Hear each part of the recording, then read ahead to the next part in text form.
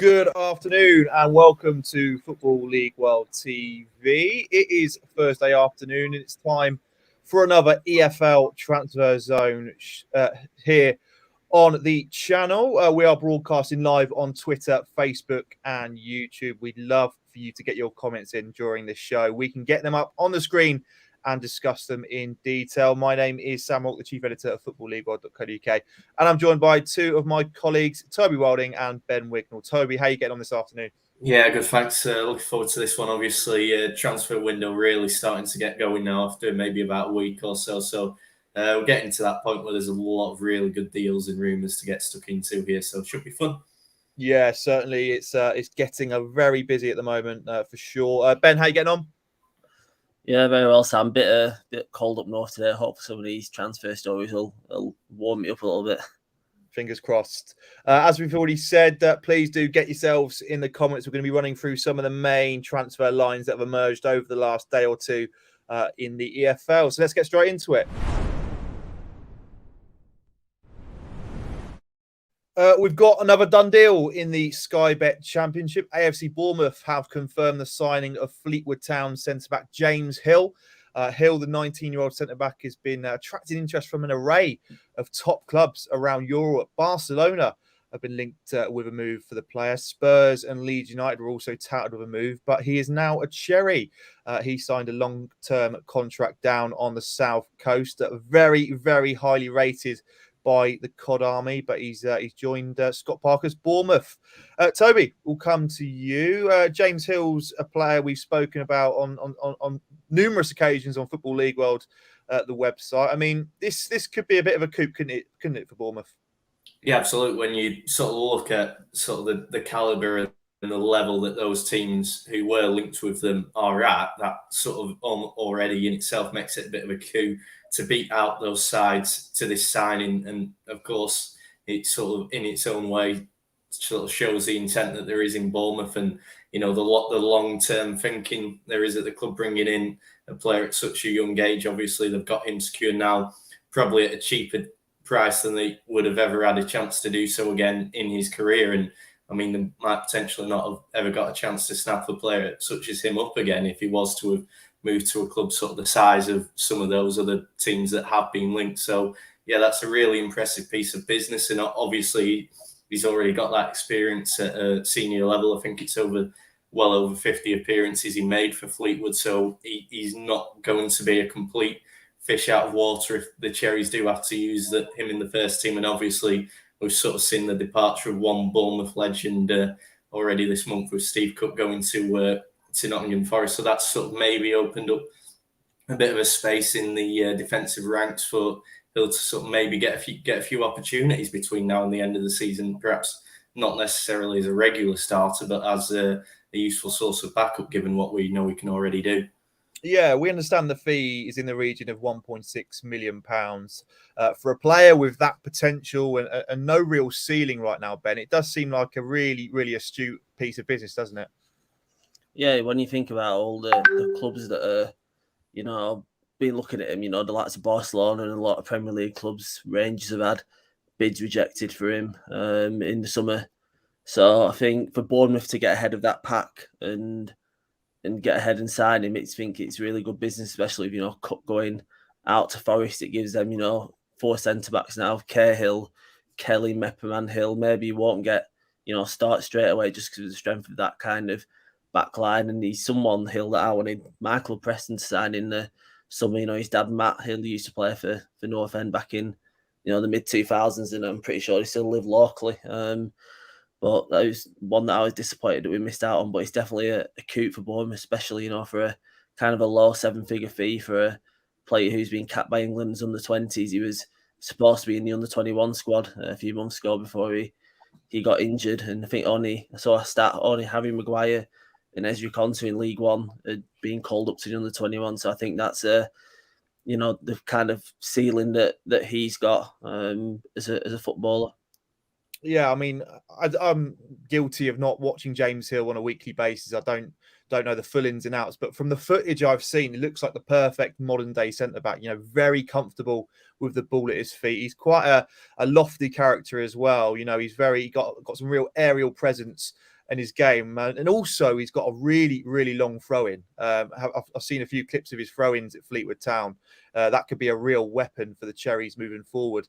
And also, his passing skill set really stood out for me from what I saw of him. Some really fantastic long-range diagonal balls from the heart of defence was really, really good to see. So there we go. Cherries have signed James Hill from Fleetwood Town, the very, very exciting young prospect to emerge from Fleetwood Town. Just before we went live, they've also confirmed the signing of Ethan Laird from Manchester United on loan for the season. Of course, Laird spent the first half of the Championship season on loan at Swansea City. That's two pretty good pieces of business there from the Cherries in the early advances of this January transfer window. Right, let's touch on some more news next. The future of Jed Wallace is a real hot talking point in the EFL world right now. It was reports yesterday that Besiktas over in Turkey were set to sign a pre-contract agreement with the Millwall winger, but reports surfaced a little bit later on that Nottingham Forest are firmly in the hunt to sign the Millwall winger in January. Reportedly, they've had a £1.2 million bid rejected by the Lions for Wallace's services, but potentially a renewed bid might come in from Steve Cooper's side. Toby, I'll come to you first on this. Let's just touch on the Besiktas interest, because it certainly took me by surprise. I don't know about you. Yeah, it was a bit of one that almost came out of nowhere to some extent. I mean, let's be honest, it's not the sort of deal you see every day. It's not a completely unique situation. You look at, say, Brighter say Samuel going from QPR to Turkey and Fenerbahce a couple of years ago. So there is a bit of a precedent there, but it's not sort of one that you expect to see on a regular basis. So yeah, in that sense, it perhaps was a bit of a surprise, but maybe, I mean, you look at the Turkish league table at the minute, Besiktas badly underperforming. They're down in 7th, 18 points off the leaders, Trabzonspor. So, that's sort of, it's a very below par season that for a side like Besiktas. So perhaps that is impacting maybe where they are looking in terms of potential recruitments going forward. I think also you got to mention as well, obviously, the impact of the last 18 months. It's had a big sort of, derisory effect on what teams are able to do financially in terms of the sort of offers they are able to make for players. And so perhaps in that sense, the appeal of Jed Wallace, a quality player, on a pre-contract agreement where, they're not having to go out and stump up a sort of transfer fee immediately this month, or even in the summer when he would be coming in, could actually make sense for them in that respect of saving them a bit of money and still getting a player who you would imagine has the ability to make some sort of impact out there in Turkey. Yeah, it certainly would be an interesting move for Jed Wallace. I think it's fair to say that Wallace is arguably one of the most impactful wingers we've got in the Sky Bet Championship. We know how important he is for Millwall and how important he has been over the last few seasons for the Lions. Say Nottingham Forest, submitted a bid that Millwall felt was acceptable, and he did move to the City Ground. Ben, just how big of an impact and how big of a signing do you feel this would be for Steve Cooper's side? I think it'd be huge. I mean, they've already got, big options out wide anyway. They've got 2 spaces to fill in. They've got Brennan Johnson, Zinkernagel, Joel Lollian, Alex Martin. So it's not like they're, short of options and they're desperate for a winger. But I think it's just about the timing. He's got 6 months left on his deal at Millwall, and they've tried to, test Millwall's resolve with this bid.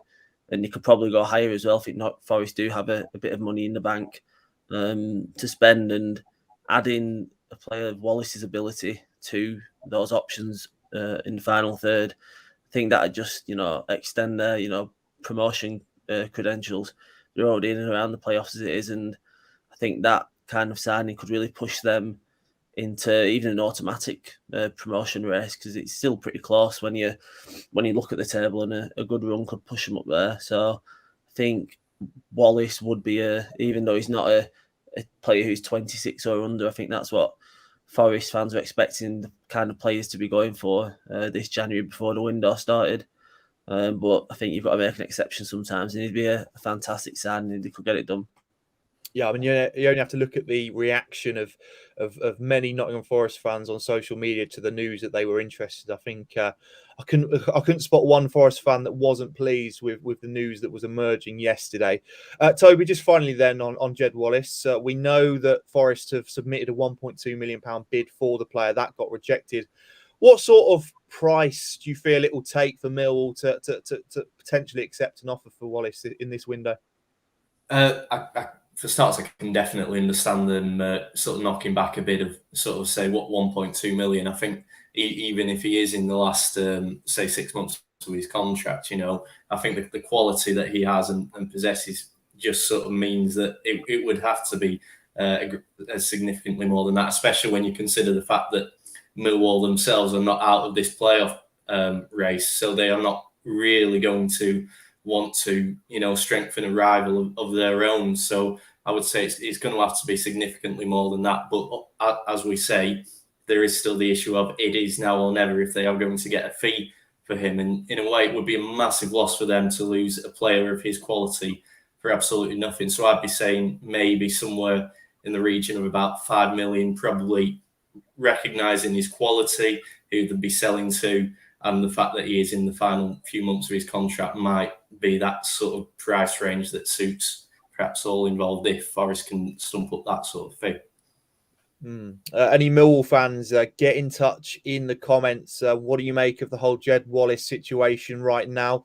Nottingham Forest fans, also get yourself in the comments. Would you like to see Wallace arrive at the City Ground this month? Right, let's touch on some more news next. It looks like the Folarin Balogun saga is going to come to an end very, very soon. It sounds like Middlesbrough are set to sign the Arsenal striker in this window on loan until the end of the season. It's being reported that Boro are going to pay all of Balogun's wages, all 40 grand of it, on a weekly basis to sign the player. Only made a handful of appearances in the Premier League, but is very, very highly rated at the Emirates Stadium. Lots of Arsenal fans wanted to see more of him over the last few months, but it looks like Boro and under Chris Wilder is going to be his destination. Toby, I'll come to you. Obviously, Boro confirmed the signing of Aaron Connolly a couple of days ago, another striker on loan from the Premier League. What do you make of this one? It sounds like it could be a really good deal, doesn't it? Yeah, definitely. I mean, you sort of only have to read what sort of pretty much anyone has to say about Balogun, and it looks like a brilliant piece of business, a real statement of intent from Boro when you sort of look at the number of teams that were interested in him. For them to be the ones to win the race shows sort of the intent there is there and the strength they have in the window to get a deal like this done. And on the pitch as well, it's a really exciting one. I mean, as we say, we've sort of seen in the Premier League before the quality that Aaron Connolly can produce on occasions, and you throw Balogun into the mix alongside him. It's two really exciting top flight level attackers that Middlesbrough have got to call upon on top of the likes of a Duncan Watmore and Andres Sporar, who themselves have shown plenty of quality for Boro this season. So, I mean, Sporar in particular is starting to become a really big hit at the Riverside. So it's quite a dangerous attacking lineup that Boro are really putting together here if they do bring Balogun in. And when they're already making sort of strides towards the playoff places in the last few weeks, you have to feel that this is only going to, push them even further towards that and make them real top six contenders at least over the second half of the season. Yeah, absolutely. I mean, you touched on some of the strikers there that Boro already possess. I mean, you add Balogun to the mix. There's a real wealth of options there, isn't it, for Chris Wilder to choose from? Ben, in terms of Balogun and being a potential starter at Middlesbrough, would you class him as that? Because, we know Wilder likes to utilise two up top of late. We've seen the likes of Sporar and Onel Hernandez is featured recently up top. But, you've got Uche Pezu, Duncan Watmore, an array of other players. I mean, does Balogun go straight in for you?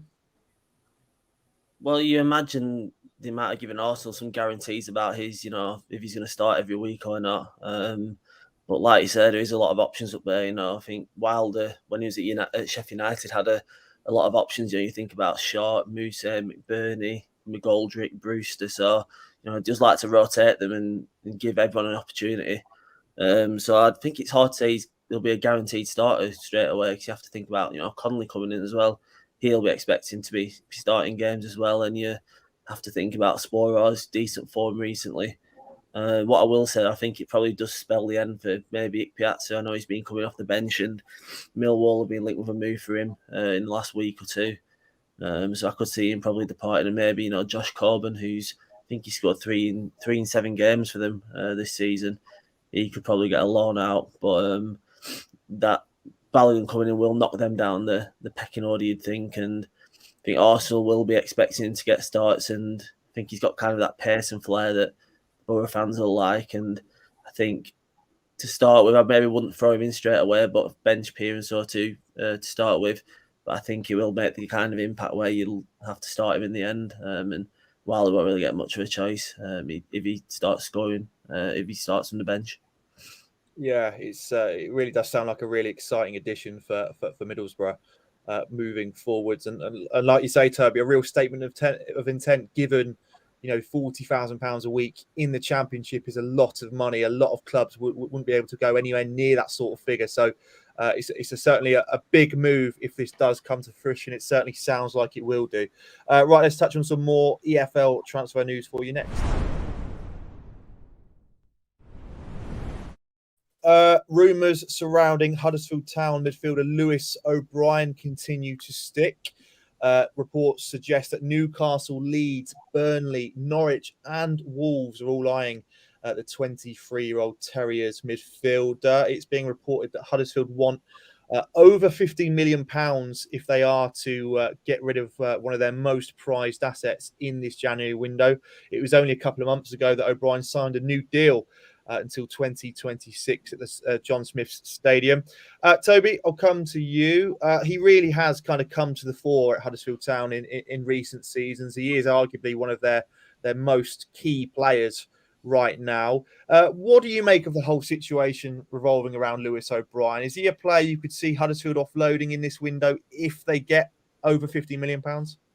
Yeah, I think if they get to that sort of amount, then they're going to have to be tempted potentially to let him go. I mean, it's going to be a risk when you sort of look at the position that they're in at the minute. I mean, they themselves are far from out of this playoff race. They've got the chance to be really serious contenders here, and obviously that's going to take a blow if they do lose O'Brien. But you look at sort of the significance of that sort of a fee for a club like Huddersfield is huge, and of course, that's not to say that if they don't get this done sort of potentially in the next couple of weeks, there would have still then, because time to reinvest that in other areas of the squad in what remains of the window, and potentially even strengthen it in other areas and sort of make something out of the departure of O'Brien. But I mean, I don't think it's a surprise that these sort of links are emerging again when you sort of consider what he's done at Huddersfield, and the level of interest there was in him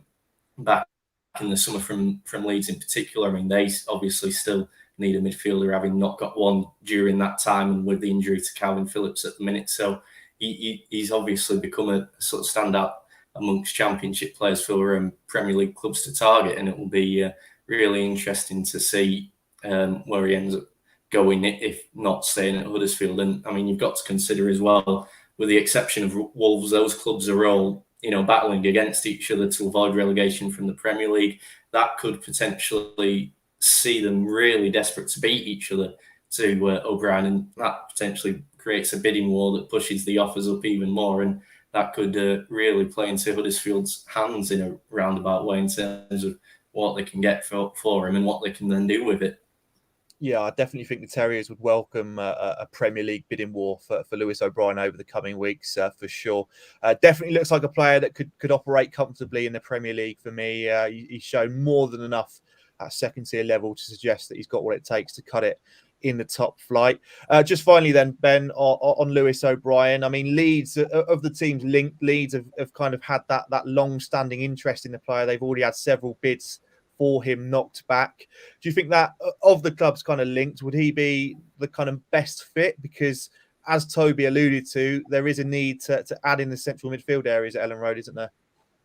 Yeah, especially with Calvin Phillips being injured. You look at Clicken, for sure they're really, long-term Premier League players, for where they want to be in Leeds. I'm not quite sure O'Brien's at that age where he can develop and improve. He's not guaranteed to, step into a Premier League team and make a huge impact, but he's shown signs at Huddersfield that, he's very energetic. He scores goals, he makes goals, so he'd be a good fit there. I'm not sure the other teams. I think Wolves are very well stocked in that position. I think Newcastle as well. They've got Joe Linton in there now, who's turned into one of the best midfielders in the Premier League, seemingly in the space of 5 minutes. Maybe Burnley have a few options, but none of their options really inspire me in the midfield. So maybe you could go there if they're planning on spending money. Cause it seems like they need to bring in a few players, but yeah, out of those, I think Burnley and probably Leeds will be the kind of ideal destinations for O'Brien if he decides to be cashed in on. Yeah, definitely a situation to keep tabs on. We'll have all the latest on Lewis O'Brien's situation over on footballleagueworld.co.uk. Right, let's touch on another piece of EFL transfer news for you next. Nottingham Forest are looking to get a lot of their business done early on in the window. It sounds like they're closing in on a signing.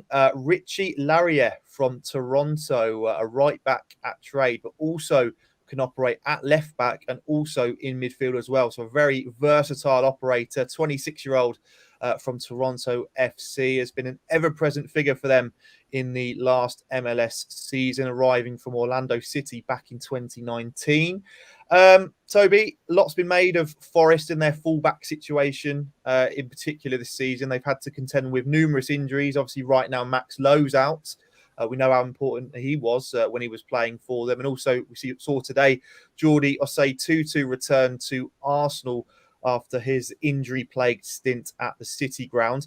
This, again, a player that perhaps none of us have probably seen on a consistent basis, but from the sounds of it, lots of experience over in America, has played a lot of football, and perhaps most importantly, offers some serious versatility for Steve Cooper.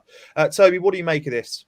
Yeah, I think as you say, that versatility really does stand out. I mean, we've seen it with just about every club over the past few weeks. You never know, not just with injuries, but obviously with isolation and COVID as well. You never know what position you're going to be short on from one week to the next. So having a player like Laryea who can step into a few different ones could be absolutely massive for them. And as you mentioned, the fullback positions in particular for Forest, they've got a couple out at the minute. As you say, Osei-Tutu going back, Lowe's out. We still, Jed Spence's futures continues to sort of be up in the air. I mean, it sort of the reports seem to be suggesting that he could stay until the end of the season. But beyond that, if they can't, agree a permanent deal, then they're going to need someone to step into that role. And Laryea, with the sort of the level he's playing at, funnily enough, I think it was a certain Wayne Rooney at Derby saying that the MLS has more than enough quality players who could come across and do jobs in the Championship. And it may be Forest that are about to benefit from that here with a player who can, as we say, step into a number of positions. And I think as well at 26, he's really now sort of coming into the what you call the peak years of his career, where he could be doing a job for quite a good few seasons at the City ground. So out of nowhere, sort of almost slipping under the radar with a deal like this, Forest could be doing quite a smart piece of business. Yeah, it certainly looks it on paper, doesn't it? Ben, just finally then on this, do you feel we're starting to see Dane Murphy's influence at Forest now? Because perhaps before the Dane Murphy era, this isn't a signing that Forest would have made. He's obviously utilising his American contacts to get this deal potentially over the line. Do you think it's an example of this? Yeah, I think his links to the MLS, have definitely helped. I think it's kind of an untapped market, the MLS, pretty much for English clubs. And if this is a successful move and if Laryea does have some good performances, I think we could see a bit more of it. I think there is probably work permit issues for certain players from the MLS, because I think Laryea can bypass that because Canada in the top 50 in the world, and I think he's made 22 caps for the country, so he's got experience. And I think MLS, I think the quality in that league's going up anywhere. And I think if Laryea does perform well for Forest, I think other clubs could look to that America to bring in new players going forward, but only if the work permit system allows it. Yeah, for sure. Certainly an interesting signing this for Forest. I'd imagine this will be confirmed over the next few days. Right, let's touch on another piece of news next. Again, another transfer saga that's rumbled on over the last few weeks, and that is with regards to Hearts centre-back John Souttar. A plethora of Championship clubs have been linked with a move for the 25-year-old in this window. His contract does expire at Hearts in the summer, so some pre-contract agreements could well be made in this window. But the latest we're hearing is Stoke City, who had arguably the most interest in the player. They've now pulled out of the race. Report suggests that agent and wage demands weren't able to be agreed on between both parties, and thus Stoke have pulled out of the race. That leaves the likes of Blackburn, Sheffield United, and Nottingham Forest all in the race to sign the Scottish centre-back in this window. Rangers and Celtic are also keeping a keen eye on the Hearts centre-back situation in this window. Toby, I'll come to you first. We've become aware that Souttar would prefer a move to a Championship side that are fighting for promotion to the Premier League. Of them linked clubs, Forest, Sheffield United, Blackburn, where could you see him moving to? Of those, if we're narrowing it down to those three, which, as you say, when you look at sort of the criteria that seems to have been set in terms of battling for promotion, then you do find yourself with that trio. And of those three, Sheffield United would probably be the one that stand out to me.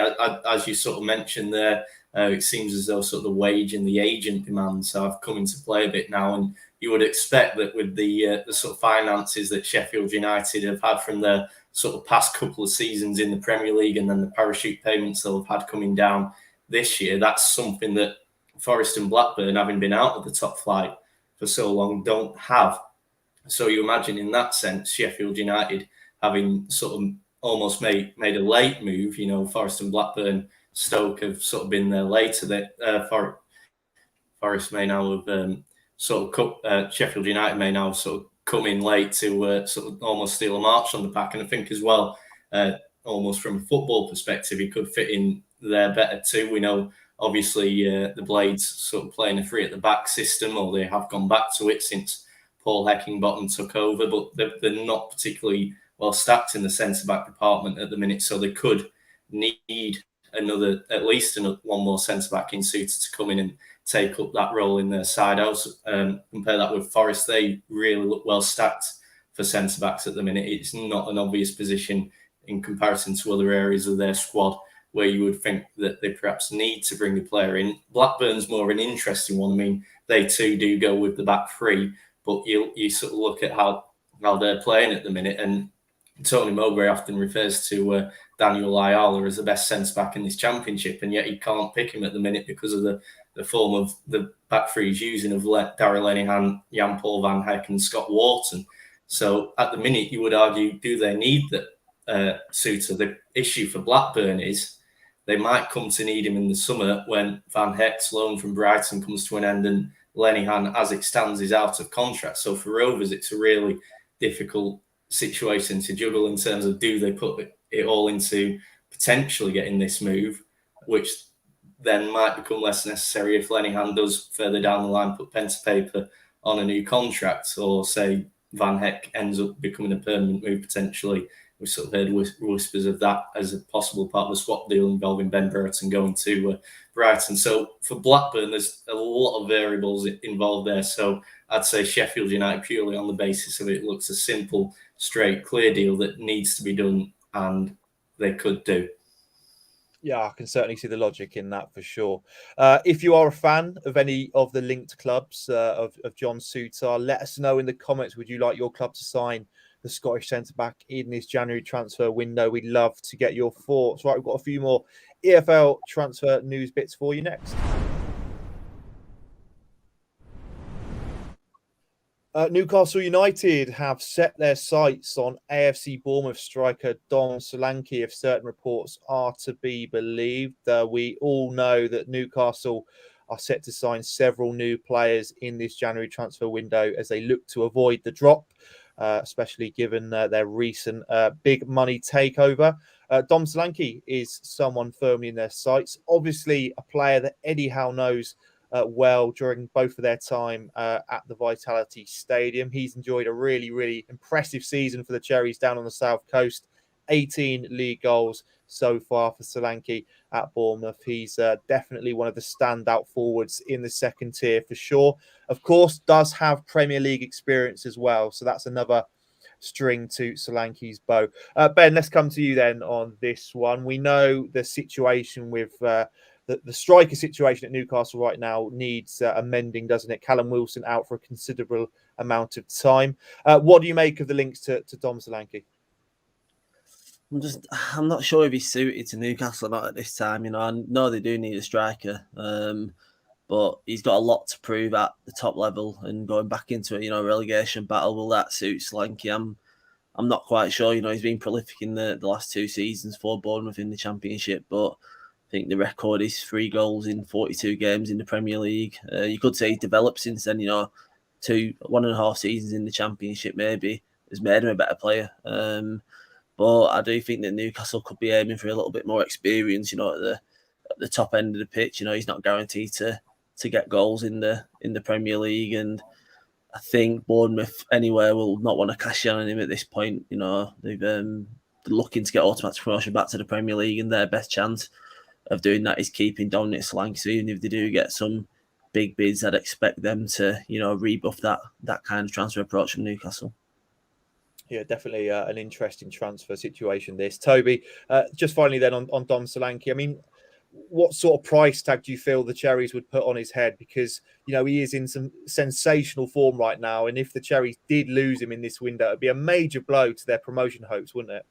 Yeah, massive. I mean, in the same way that we've seen it with Mitrovic at Fulham, or as we mentioned, sort of Brereton at Blackburn, he has been the figurehead for Bournemouth of their promotion push. And it's one of those, when you consider how much more valuable promotion could be to Bournemouth than the sale of, say, one player in Solanke, even if it is for big money to a club with the sort of funds available that Newcastle have, it would still be worth a lot more, you feel, for Bournemouth to keep him until the end of the season, at the very least, in the hope that he can get them to promotion. And then that the sort of rewards that come with that financially would more than cancel out, what they might have got for selling him alone to Newcastle. So I think in that sense, I can't see any real justification for Bournemouth selling him, especially when I'm pretty sure he's got a decent amount of time left on his contract at the Vitality Stadium as well. So in that sense, there's no pressure for them to sell him this month with any sort of knowledge that he wouldn't, receive a fee of a decent amount in the summer or further down the line. Yeah, any Cherries fans watching this show, get yourself in the comments. Can you see Dom Solanke leaving the Vitality Stadium in this January transfer window, as Newcastle reportedly eye a move for their star man? Right, they've got one more piece of EFL transfer news coming up for you next. It's looking increasingly likely that John Marquis is going to leave Portsmouth, whether it be in this January transfer window or in the summer. He is one of Pompey's top earners right now, and the Cowleys quite clearly don't fancy him as being a figurehead up top for them down at Fratton Park. Mansfield Town in League Two have reportedly shown an interest in Marquis in this transfer window. Mansfield perhaps not doing as well as many would have expected in League Two right now. Keen to add some firepower to their side, and have identified John Marquis as someone they'd like to bring in this window. Marquis has only scored 4 goals for Pompey this term. It's been a really, really slow season for him. We know what he can do at League One level. He scored prolifically at times for Doncaster Rovers, his former club, but as of right now, it's not going too well for Marquis down at Fratton Park. Toby, we'll come to you then on this. It's looking increasingly likely that Marquis is going to go, isn't it? Because his contract expires in the summer, and the noises coming from Danny Cowley and co suggest that he isn't really fancied, is he? Yeah, I think this would be a sort of sensible move all around for Marquis to move on. And I don't think Mansfield would be a bad destination either. I think for starters, from a Portsmouth perspective, they're still sort of, struggling to really quite break into that promotion push in League One, perhaps as much as they should be. So you feel they could do to strengthen in January to give them a chance in the second half of the season, and selling Marquis when they can still get a fee for him, which in this case is now or never. And obviously clearing that sort of chunk out of the wage bill would do them a big favour in terms of what they can bring in. For Marquis himself, I think it would suit him because obviously things haven't worked out this season, especially at Fratton Park for him. He seems to be becoming a bit of a source of frustration for the fan base at times when you think what he's expected to and what he is doing. So, for him to get perhaps out of that firing line, so to speak, it could work well for him. And I do think Mansfield could be a good destination for him. As we've said, Mansfield are sort of on the periphery of the playoffs.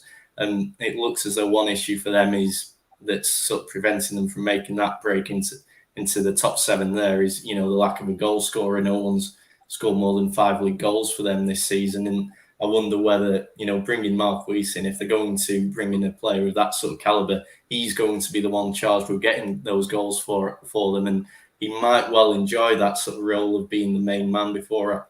Again, I'm not sure if he's really had that at Portsmouth when you look at sort of the impacts that, say, Ronan Curtis or Marcus Harness are making.